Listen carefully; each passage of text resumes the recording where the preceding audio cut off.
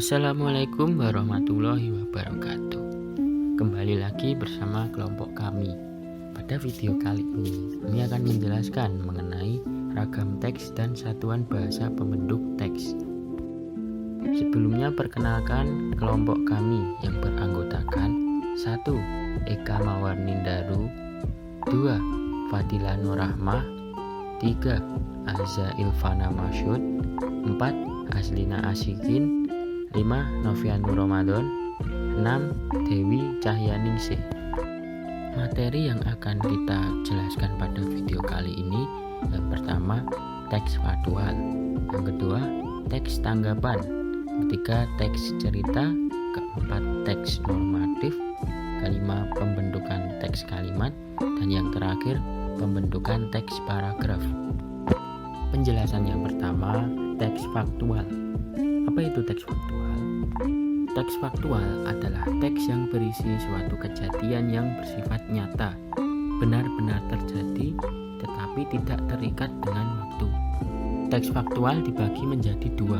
Yang pertama teks deskripsi, kedua teks prosedur. Teks deskripsi.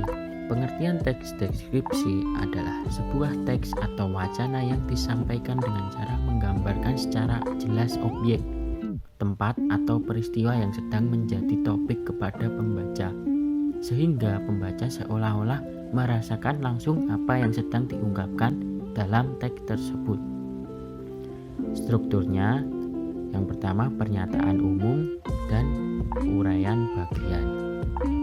Selanjutnya contoh teks deskriptif. Pemandangan di sabana Gunung Merbabu sungguh memanjakan mata. Rumput hijau terhampar menyelimuti bukit di sekitar sabana. Bukit itu mirip sekali dengan bukit yang ada di serial Teletubbies. Tidak ayal banyak pendaki yang menyebutnya sebagai Bukit Teletubbies. Di tengah hamparan rumput, kita bisa bersuah foto dengan latar belakang bukit yang menghijau. Di sekitar jalan setapak, kita juga dapat melihat pohon bunga edelweiss yang cukup banyak. Pohon edelweiss itu cukup tinggi. Rimbun daunnya dapat sedikit menaungi kita dari sengatan matahari di siang hari. Selanjutnya teks prosedural.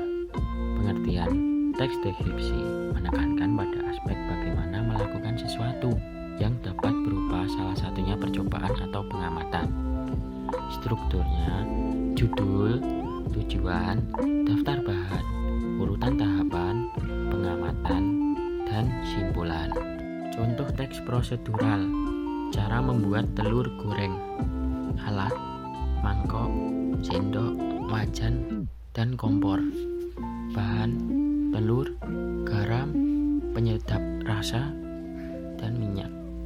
Cara, siapkan alat dan bahan. Pecah telur ke dalam mangkok.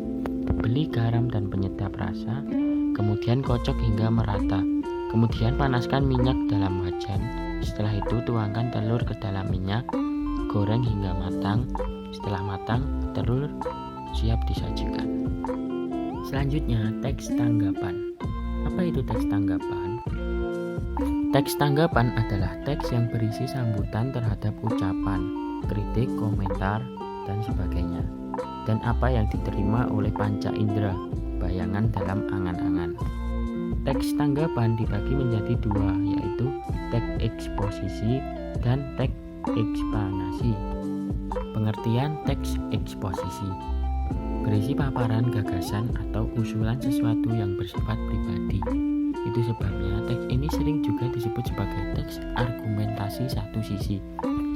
Struktur teks eksposisi, tesis atau pernyataan umum, argumentasi, pernyataan ulang pendapat. Selanjutnya contoh teks eksposisi.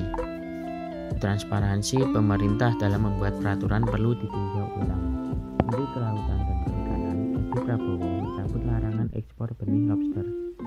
Peraturan tersebut menimbulkan banyak kecaman publik karena pasar pedagang lobster rata-rata dipegang kaum elit. Rupanya kecurigaan publik terbukti. Edi ditangkap Komisi Pemberantasan Korupsi atau KPK terkait kasus ekspor benih lobster pada 25 November 2020. Melalui kasus ini, transparansi terkait peraturan yang ditetapkan pemerintah secara sewenang-wenang perlu diawasi dengan ketat. Selanjutnya, pengertian teks eksplanasi. teks yang berisi penjelasan tentang proses terjadinya fenomena alam, sosial, ilmu pengetahuan, dan budaya. Strukturnya, judul, pernyataan umum, deretan penjelas, dan interpretasi. Contoh teks eksplanasi yang terjadi karena endapan magma di bagian perut bumi. Gas di dalamnya akan disembur dengan kekuatan yang besar. Hal itulah yang membuat gunung meletus menjadi bencana alam yang sangat besar. Banyak sekali gunung berapi di Indonesia yang masih aktif. Sebagian aktivitas gunung berapi dikaitkan dengan zona kegempaan yang aktif. Salah satu tandanya adalah perubahan suhu dan tekanan yang cukup tinggi pada batas lempeng bumi. Akibatnya material seperti bebatuan akan meleleh di sekitar gunung. Bebatuan yang meleleh disebut dengan cairan pijar. Efek dari gunung meletus menjadi ancaman untuk makhluk hidup. Selanjutnya, teks cerita. Apa itu teks cerita? Teks cerita secara umum adalah teks yang menuturkan bagaimana terjadinya suatu hal, peristiwa, mengisahkan kejadian yang telah ada, perbuatan, pengalaman yang dinamis dalam suatu rangkaian waktu. Selanjutnya, macam teks cerita. Teks cerita ulang, naratif, anekdot, dan eksemplum. Yang pertama, pengertian teks cerita ulang adalah bagian dari teks cerita yang menceritakan kembali peristiwa pada masa lalu agar tercipta semacam hiburan atau pembelajaran berdasarkan pengalaman pada masa lalu bagi pembaca atau pendengarnya. Strukturnya, judul, orientasi, rekaman kejadian. Selanjutnya, contoh teks cerita ulang. Pada bulan Mei tahun 2015, aku dan teman satu organisasi OSIS pergi ke kawasan pegunungan tinggi Dieng untuk melakukan pendakian ke Gunung Prau. Kami memang sengaja melakukan pendakian dan menganggapnya sebagai refreshing setelah kegiatan sekolah yang sangat padat. Selanjutnya, pengertian teks anekdot adalah cerita singkat yang menarik karena lucu dan mengesankan, mengenai orang penting serta berdasar pada kejadian sebenarnya. Strukturnya, judul, orientasi, masalah, reaksi. Contoh anekdot pada dialog di bawah. Dinda, masalah itu aku juga sudah tahu, Andin. Dengan kekayaan yang mereka miliki, mereka semua sanggup untuk membeli baju yang termahal di Indonesia. Dinda, loh, maksud kamu apa ya? Andin, ya apalagi kalau bukan baju tahanan KPK. Dinda, kok malah kaos tahanan KPK sih, Din? Aku nggak paham. Andin, coba aja deh kamu pikir, Din. Seorang politisi terlebih dahulu harus mengambil uang negara minimal 1 miliar, baru mereka semua bisa menggunakan kaos tersebut. Selanjutnya, pengertian teks eksemplum adalah bagian dari teks cerita yang memiliki tujuan menilai perilaku atau karakter dalam cerita. Strukturnya, judul, orientasi, kejadian, interpretasi. Contoh teks eksemplum. Saat itu cuaca sangat panas. Aku merasa sangat haus. Kemudian aku memutuskan untuk pergi ke dapur membuat es teh. Setelah sampai, aku kemudian membuatnya. Lalu aku bawa ke ruang tengah. Namun karena tidak hati-hati, aku kesandung kakiku sendiri. Dan es teh yang aku buat tumpah. Gelasnya pun ikut pecah. Untung saja pecahan kaca tersebut tidak mengenai kakiku. Aku kemudian mengambil sapu untuk membersihkan pecahan kaca tersebut agar tidak mengenai kaki orang lain. Dari pengalaman pribadi tersebut dapat ditarik kesimpulan bahwa kita harus berhati-hati dalam melakukan segala hal. Selanjutnya, pengertian teks naratif adalah cerita non-fiksi yang bisa berbentuk dongeng atau mitos atau cerita rakyat atau cerita binatang. Strukturnya judul, orientasi, komplikasi, pemecahan masalah. Contoh teks naratif. Suatu hari di masa lalu, ada 2 teman dekat yang berjalan melewati hutan secara bersama-sama. Mereka tahu bahwa sesuatu yang berbahaya dapat terjadi setiap saat di hutan. Jadi mereka saling berjanji bahwa mereka akan selalu bersama-sama dalam keadaan bahaya sekalipun. Tiba-tiba, mereka melihat beruang besar sedang mendekat ke arah mereka. Salah satu dari mereka memanjat pohon terdekat seketika. Tetapi, sayangnya satu yang lainnya tidak tahu bagaimana cara untuk memanjat pohon. Jadi, terdorong oleh akal sehatnya, ia berbaring di tanah menahan napas dan berpura-pura menjadi orang yang sudah mati. Beruang itu datang mendekati orang yang sedang berbaring di tanah tersebut. mencium di telinganya dan perlahan-lahan meninggalkan tempat karena beruang tidak ingin menyentuh makhluk yang sudah mati. Setelah itu, teman di pohon turun dan bertanya kepada temannya yang berbaring di tanah itu, "Teman, apa yang beruang bisikan ke telingamu?" Teman lain menjawab, "Tadi beruang itu menyarankan saya untuk tidak mempercayai teman palsu." Pesan moral, teman sejati adalah teman yang sangat kita butuhkan. Selanjutnya, teks normatif. Apa itu teks normatif? Teks normatif adalah teks yang isinya ditulis berdasarkan sebuah peraturan, norma-norma atau peraturan yang berlaku, baik di lingkungan masyarakat maupun dalam lingkungan kenegaraan yang berkaitan dengan hukum atau undang-undang. Teks normatif biasanya memiliki unsur tentang agama atau nilai kebaikan. Selanjutnya, pembentuk teks kalimat. Kalimat adalah satuan gramatikal yang disusun oleh konstituen dasar dan intonasi final. Konstituen dasar itu dapat berupa klausa, frase, maupun kata. Kalimat dibedakan menjadi beberapa jenis berdasarkan jumlah klausa, struktur klausa, amanat wacana, pembentukan kalimat dari klausa inti dan perubahannya. Jenis klausanya fungsi kalimat sebagai pembentuk paragraf berdasarkan jumlah klausanya. 1. Kalimat tunggal.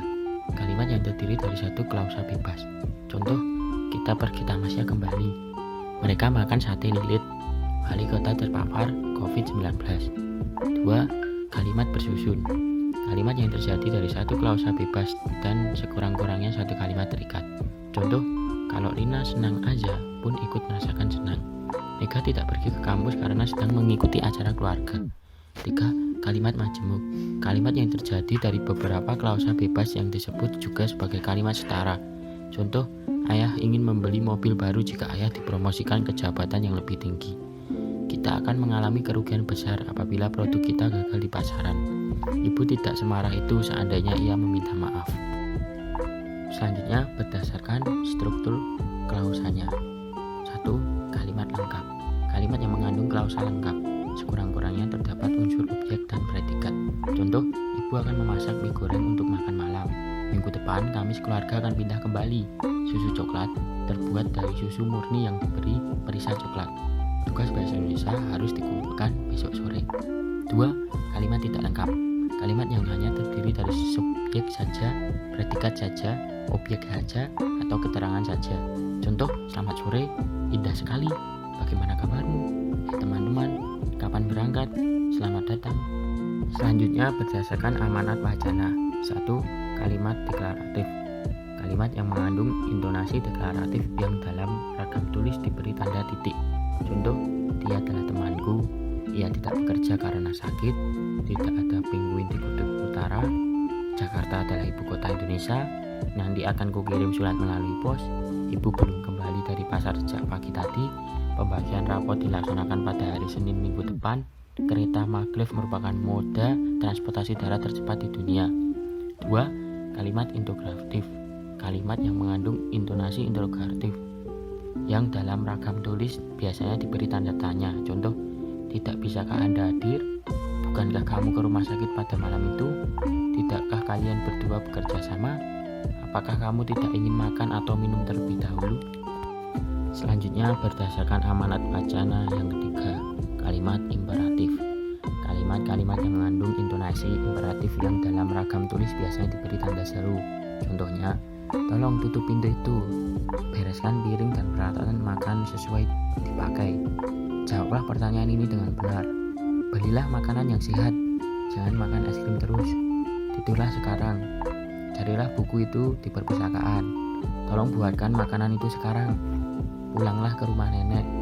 Buanglah sampah pada tempatnya. Jangan terbiasa tidur malam. Pergilah ke toko buku itu. Selanjutnya, berdasarkan amanat wacana yang keempat, kalimat aditif.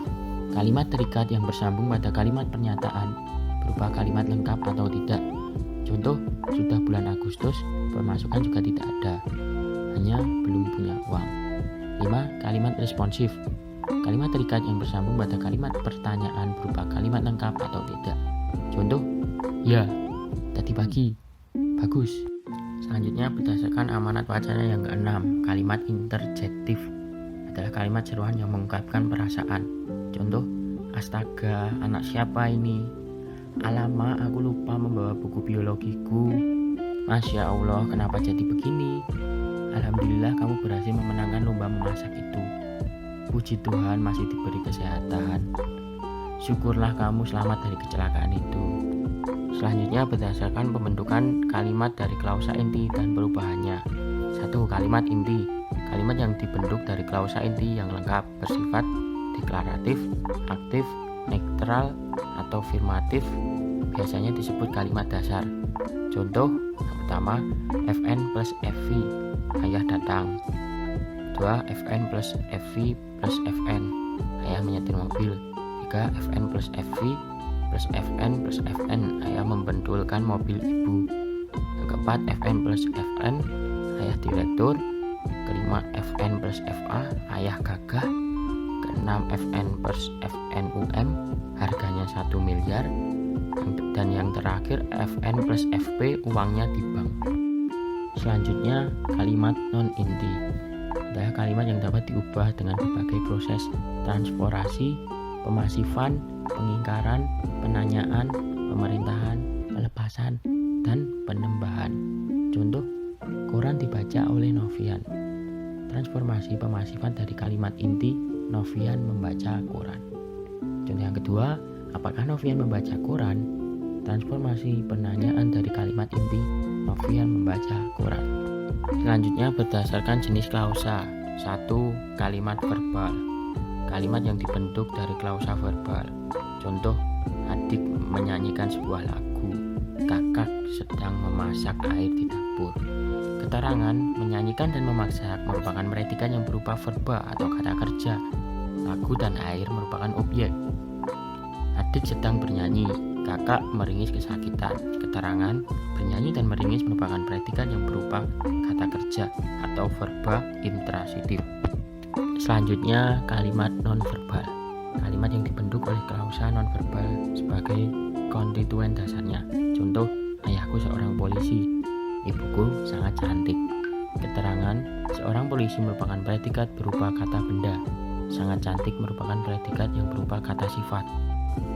Selanjutnya berdasarkan fungsi kalimat sebagai pembentuk paragraf. 1. Kalimat bebas. Kalimat yang mempunyai potensi untuk menjadi ujaran lengkap atau kalimat yang dapat memulai sebuah paragraf. Wacana tanpa konteks lain yang memberi penjelasan. 2. Kalimat terikat. Kalimat yang tidak dapat berdiri sendiri sebagai ujaran lengkap. Contoh, sekarang di Riau amat sukar mencari terubuk.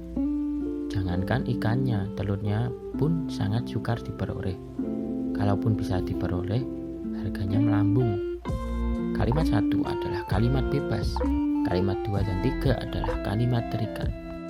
Materi selanjutnya, pembentuk teks paragraf.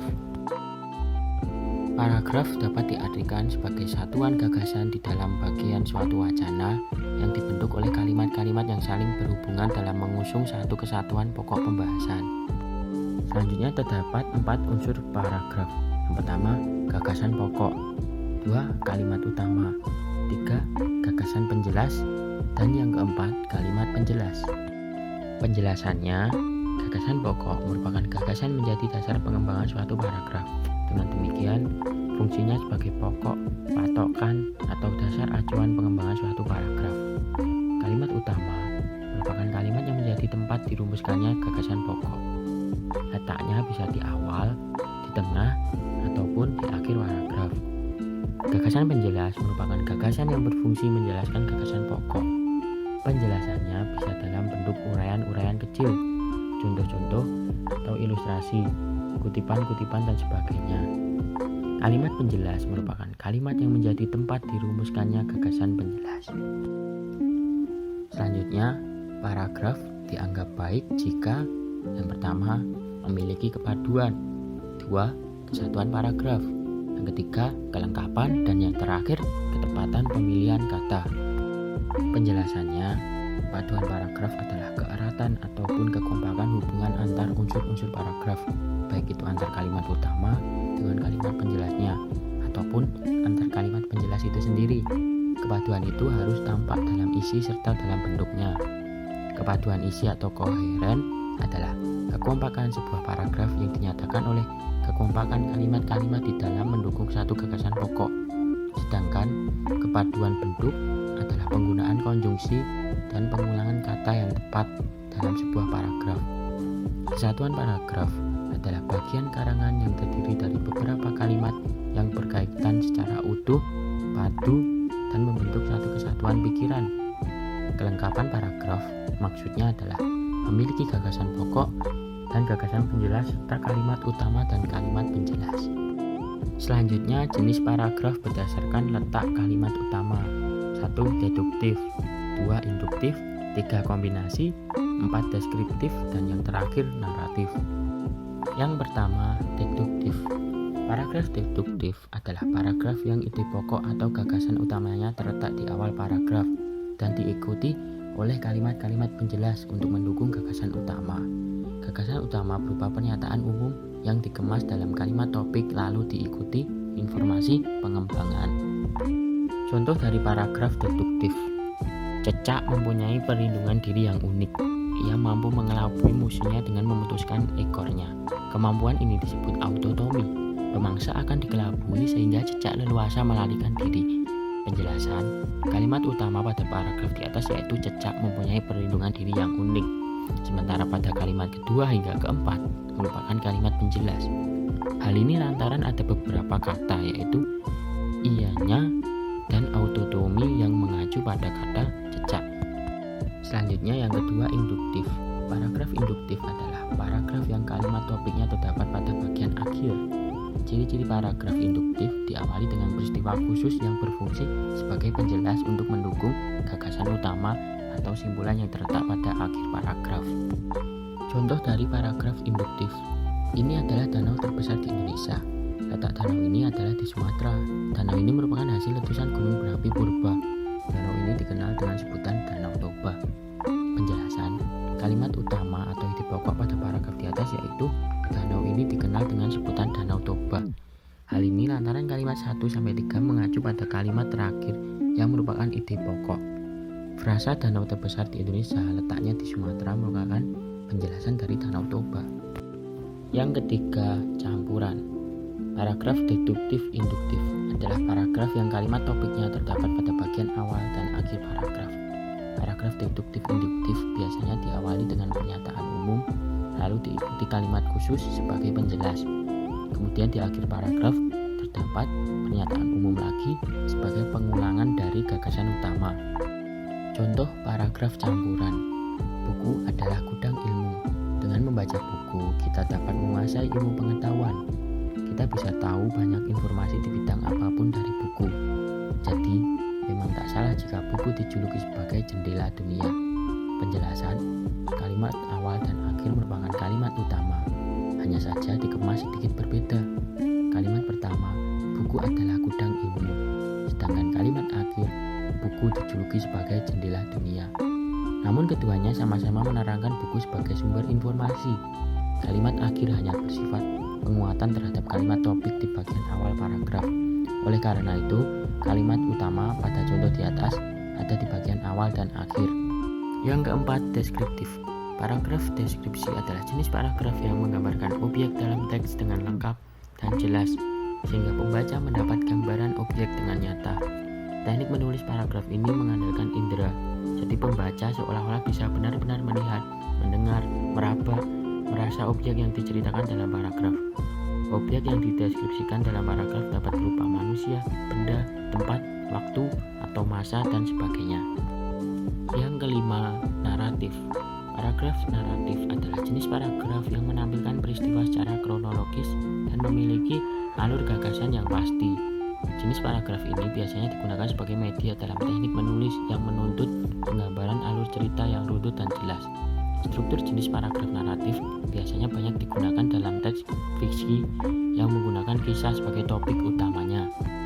Sekian penjelasan dari kelompok kami.